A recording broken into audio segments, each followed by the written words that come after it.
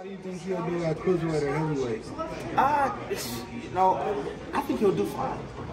Dude was an Olympian at that. He fought as an Olympian at a higher weight class, light heavyweight and up heavyweight. He actually did say that if he becomes undisputed, he'll move up to cruiserweight. He said he'll think about moving up to heavyweight also. Yeah, I know, because he's already done that. The dude's already done that. So, like, he's a big guy shrinking down. That's why he's so damn strong. And again, I'm gonna use myself as a comparison. I fought at 52 and I shrunk down to 140. So, like, I was physically strong, dude, at 140. So, I was a tough load to deal with. And I had to know some center gravity, but enough about myself. That's what it is with him. He's big, like, naturally big. I'm probably sure he walks around 200, you know, and comes down to 75, and he's strong. And for some apparent reason, man, that DNA, that Russian DNA is different, bro. It's different, man. And I don't mean to offend anybody, because I know there's a lot of people out there that get offended when people say stuff that's just real. Anyways, but it's just different, bro. Like, for real. I shook his hand was heavy. His hand was this damn big. I was like, golly. He shook my hand. I said, man, hey. Look, McKenna, look at his hands, dude. Can you imagine getting hit with that fist? And then I already know how small the gloves are. And then you put the cast on with the tape, and you put that big fist inside that glove. It's like, trust me, it's like you trying to fit that glove on, bro. Like, I'm pretty sure the trainer got to really hold that glove to get his hand in that damn glove, and it don't even fit all the way in there, bro. And you getting clubbed with that, man. You know, when you look at Beterbiev, obviously everybody's going to look at he has 18 wins, 18 knockouts, so everybody's going to say he hits extremely hard. But can you kind of talk about, like, some of the small intricacies and, like, some of the small nuances of his game that, you know, that makes him more than just a puncher? So one thing is that a lot of people don't realize is that he uses a lot of misdirection. He didn't have to do that today. He was just taking advantage of the fact that he had an inexperienced guy in there as far as skills. That's what he's taking advantage of. But you go back and watch little small subtle movements to get your guard out of position. So if you got your high guard and he needs to move, he'll do little feints and come up and attack you when he sees the openings. So that's one thing that he does that nobody understands or give him credit for. So he's very cerebral inside of there, man. Very creative. If you see him step back and drop his hands, he's looking to lure you in. That means he's looking to box. So he's using the low guard to force you to come in and hit him. So then he can set up his counters over the top or punch while you're punching in between shots. He's learned that aspect of the game as well. And his jab, the way he shoots his jab, you know, he steps through his opponent. He stepped through him. Now, sometimes he might misjudge the distance and he'll lunge in and lunge forward. He does. No one's perfect. No one's perfect. But when he lunges in, it's so fast and so rapid, he bumps the guy off balance. He bumps you off balance.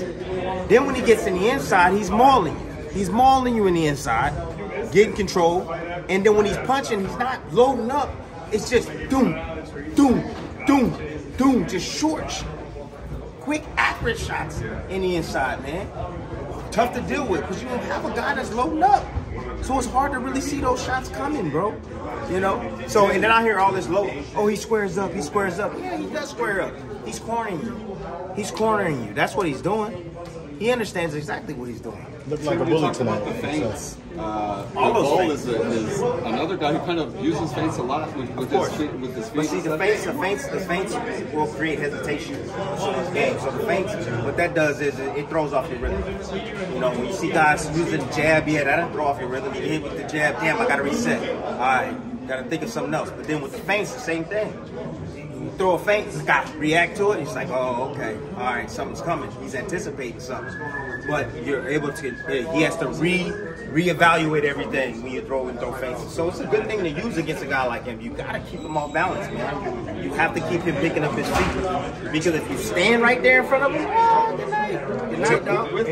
With the ball and Beterbiev, how does that fight play out for him? I don't know. Man, honestly, I haven't looked at Bivol, like, I know what Bivol can do, but I gotta see the holes. I gotta see the holes, and I gotta see where. Okay, and I gotta see where where Bivol is weak, where Beterbiev can take advantage of him, and vice versa. You know what I mean? So I'm looking for weaknesses by both guys. And then I'm looking for their strengths to see which one can do it and knows how to do it. And I'm looking at something, you know, I'm looking at their fights repetitively and saying, damn, he's able to land that right hand again against that jab. So I expect them to try to do the same thing similar, but the problem is that Bivol has great feet, man.